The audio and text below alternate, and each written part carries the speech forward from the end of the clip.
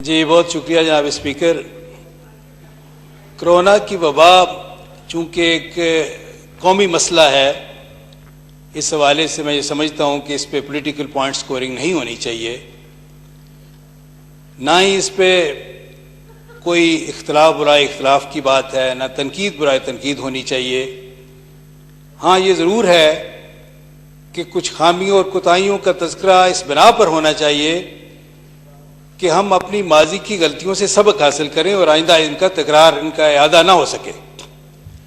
اس حوالے سے میں 4 ان بنیادی خامیوں کی، کوتاہیوں کی نشاندہی کرنا چاہوں گا، اور مقصد صرف یہ ہے کہ آئندہ ان کا اعادہ نہ ہو سکے اور ہم ان غلطیوں سے سبق حاصل کریں۔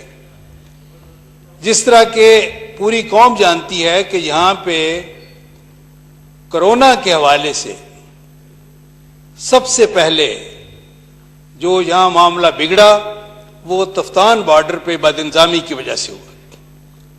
جب شروع میں پہلا گروہ آیا بیچارے زائرین کا، اور جس طرح ان کو بغیر کسی اسکریننگ کے آگے بھیج دیا گیا، اس کے بعد تقریباً 6000 زائرین آئے اور ان کو بغیر کوارنٹین کی ریکوائرمنٹس پوری کیے بغیر رکھا گیا، بھیڑ بکریوں کی طرح رکھا گیا۔ چند کیسز تھے جو ملٹیپلائی ہوتے گئے۔ یہ بات صحیح ہے کہ تفتان ایک چھوٹا سا قصبہ ہے، چھوٹا سا گاؤں ہے، وہاں ساری فیسلٹیز نہیں تھیں، لیکن کیا یہ ممکن نہیں تھا کہ ان کو سیف ٹرانسپورٹیشن کے ذریعے کوئٹہ میں اور ارد گرد کے شہروں میں مختلف ہوٹلوں کے کمرے جو ہے وہ خالی کروائے جاتے، ہوٹل خالی کروائے جاتے، جس طرح گلگت بلتستان نے کیا۔ ہم تعلیمی ادارے خالی کرواتے، ہم ان لوگوں کو کوارنٹین کی ساری ریکوائرمنٹس پوری کیے بغیر آگے نہ جانے دیتے، اور پھر جب ان کو آگے بھیجا گیا ان کے آبائی علاقوں میں تو پھر بھی اسکریننگ کی فیسلٹیز کے بغیر، ان کے ٹیسٹ کیے بغیر ان کو بھیجا گیا، اور جہاں بھی وہ گئے، سندھ میں گئے، جنوبی پنجاب میں گئے، گلگت بلتستان میں گئے، وہاں کیسز کا بڑھنا بالکل فطری بات تھی۔ دوسری جو کوتاہی ہوئی جناب اسپیکر، وہ شروع میں جب باہر کے ملکوں سے، خاص طور پر اٹلی اور اسپین سے ہمارے لوگ آئے ہیں بائی ایئر، تو ایئرپورٹس پہ ایفیکٹو اسکریننگ کا انتظام نہیں تھا۔ کیا صرف ٹیمپریچر دیکھنا اسکریننگ ہے؟ چنانچہ یہ ہے کہ بغیر اسکریننگ کے جس طرح وہ لوگ اپنے آبائی علاقوں میں گئے، وہاں پھر کیسز بڑی تیزی سے بڑھے۔ تیسری کوتاہی جناب اسپیکر یہ ہوئی کہ ہمارے پاس کافی وقت تھا۔ وزیر اعظم صاحب نے یہ فرمایا تھا قوم کو ایڈریس کرتے ہوئے کہ ہم نے فیصلہ کر لیا تھا 25 جنوری کو کہ ہم نے 25 یا 15 انہوں نے فرمایا کہ ہم نے کرونا کے خلاف ایفیکٹو میجرز لینے ہیں، لیکن اس کے بعد 1.5 مہینے تک، 2 مہینے تک نہ ایئرپورٹس پہ ایفیکٹو اسکریننگ کا انتظام تھا، نہ front line health care providers جو ہاسپٹلز میں ہیں، ڈاکٹرز ہیں، نرسز ہیں، پیرامیڈکس ہیں، ان کے پاس پی پی ایز تھی۔ ٹیسٹنگ کی کیپیسٹی کے لیے ہم اپنی لیبز کو اپ گریڈ کر سکے to the level of biosafety level 3، جس کو کہتے ہیں جہاں پہ کرونا ٹیسٹ ہو سکتے ہیں۔ اور اندازہ کریں کہ جب پہلا کیس آیا ہے 26 فروری کو، اس کے بعد 1.5 مہینے تک پنجاب میں صرف ایک ادارہ تھا، اور وہ تھا ایڈز کنٹرول پروگرام کی لیب تھی، جو کہ شہباز شریف کے دور میں بنی تھی۔ صرف وہاں پہ پبلک سیکٹر میں ٹیسٹ ہو رہے تھے، اور اس کے بعد تقریباً کوئی ہمیں 1.5-2 مہینے لگے ہیں اپنی لیبز کو، جو اس دور میں مسلم لیگ نون کے دور میں بنی تھی ہیپیٹائٹس کنٹرول پروگرام کے تحت، ان کو ہم اپ گریڈ کر سکتے، جو کہ صرف 1 ہفتے کا مسئلہ تھا۔ یہ ایک بہت بڑی کوتاہی تھی جناب اسپیکر۔ اس کے علاوہ ہم نے یہ کوتاہی کی کہ جب سندھ گورنمنٹ نے بہت بر وقت لاک ڈاؤن کیا، جب تعلیمی ادارے بند کیے، جب آئسولیشن سینٹر کام کیے، جب گلگت بلتستان نے یہ سارے کام کیے، ہم ان کو فالو نہ کیا۔ ہم نے آزاد کشمیر گورنمنٹ نے بھی کیا، لیکن یہ ہے کہ ہم بجائے اس کے کہ ان کو اپریشیٹ کرتے، ان کو فالو کرتے، ہم ان پہ تنقید کرتے رہے۔ وزیر اعظم کا اور فیڈرل گورنمنٹ کا کام تو قائدانہ ہوتا ہے، ان کا کردار قائدانہ ہوتا ہے، لیکن بدقسمتی سے یہاں ہم نے صرف ناقدانہ کردار دیکھا۔ بات کیا ہے؟ میں یہ نہیں کہتا کہ حکومت کی بدریتی تھی، بدریتی نہیں تھی، کوئی حکومت نہیں چاہتی کہ اس کے دور میں کوئی وبا آئے اور وہ پھیلتی رہے، بڑھتی رہے۔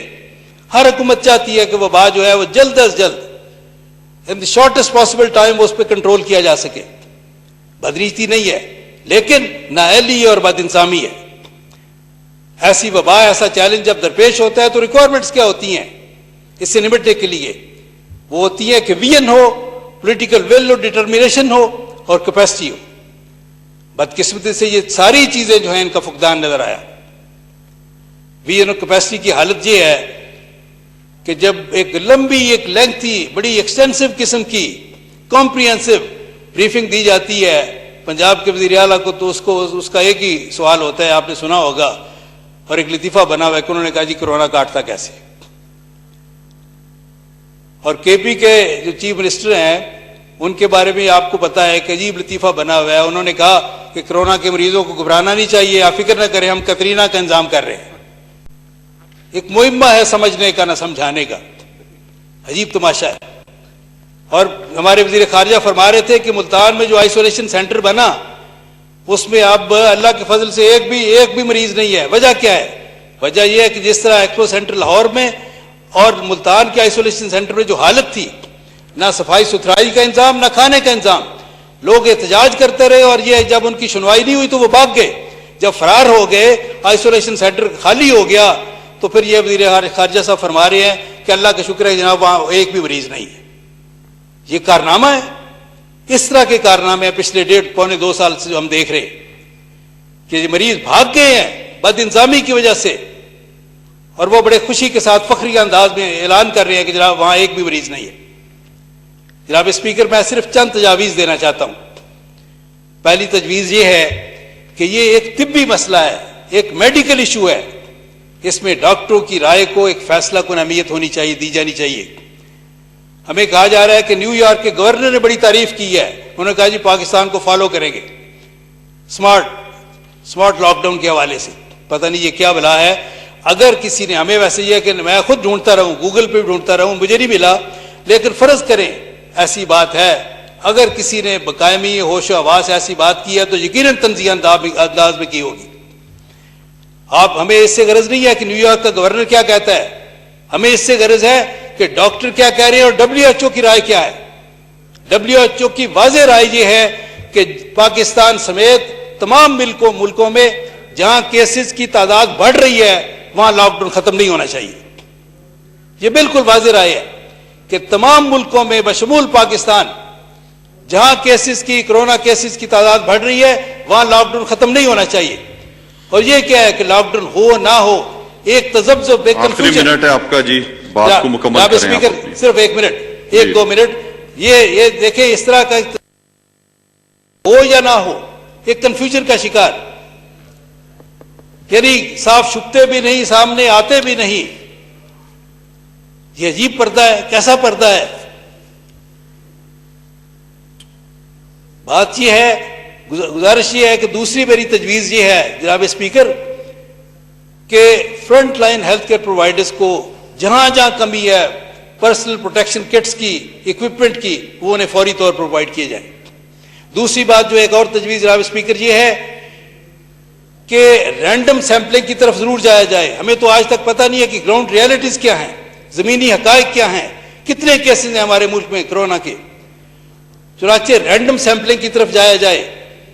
اب تک ہم کیا کر رہے ہیں کہ صرف وہ جن کی ٹریول ہسٹری ہے یا جن کی کانٹیکٹ ہسٹری ہے صرف ان کے سیمپلنگ ہم کر رہے ہیں, ان کے ٹیسٹ ہو رہے ہیں.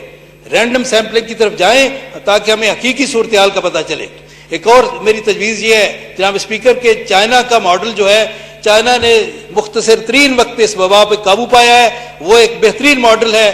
ہمیں یہ بالکل اس کو فالو کرنا چاہیے. چائنیز ڈاکٹر بھی یہاں آئے ہیں. جناب اسپیکر 1 منٹ, یہ چونکہ تجویز ہے بڑی امپورٹنٹ, میں بطور ڈاکٹر مجھے تجویز دینے دیں, یہ بڑا اہم ہے مسئلہ, قومی مسئلہ ہے. چائنا سے جو ڈاکٹر آئے ہیں وہ اگرچہ کچھ لوگوں کی انہوں نے ٹریننگ کی ہے, لیکن یہ انتظام کیا جائے پاکستانی گورنمنٹ کی طرف سے کہ ویڈیو لنک کے ذریعے وہ اس طرح کے ٹریننگ سیشن منعقد کرے, میپنگ کے حوالے سے, سرویلنس کے حوالے سے, کیس ٹریسنگ کے حوالے سے, کیس مینجمنٹ کے حوالے سے, جس میں ہمارے ڈویژنل ہسپتالوں کے لوگ, ڈسٹرکٹ ہاسپٹلس کے لوگ, ٹیچنگ اسپتالوں کے لوگ, جو کنسرن سٹاف ہے وہ اس سے فیض یاب ہو. اور ایک اور تجویز جو ہے جناب اسپیکر وہ یہ ہے کہ اس وقت ضرورت اس بات کی ہے کہ قوم کو ساتھ لیا جائے, قوم کے نمائندوں کو اعتماد میں لیا جائے, اپوزیشن کو اعتماد میں لیا جائے. آپ نے کسی مسئلے پہ کبھی اعتماد میں نہیں لیا, نہ کشمیر کے مسئلے پہ, نہ کسی اور مسئلے پہ, کورونا کے مسئلے پہ. بہت شکریہ جی, اعتماد میں لیں, اپنے لوگوں پہ بھی اعتماد کریں, باہر سے امپورٹ نہ کریں. آپ کے پاس بڑے قابل ڈاکٹر موجود ہیں, ان کو کیوں نہیں وزارت صحت آپ سونپتے؟ اور یہ نہ ہو, آخری بات جناب اسپیکر, آخری بات یہ ہے کہ ایسا نہ ہو آپ اپنا احتساب کریں, اپنی کمزوریوں پہ قابو پائیں. ایسا نہ ہو کہ آنے والا مورخ لکھے کہ کرونا بہت بڑی وبا تھی لیکن اس وقت کے حکمران جو تھے وہ تو اس سے بھی بڑا عذاب تھا. صحیح جی, بہت شکریہ جی. جی جناب محترمہ عالیہ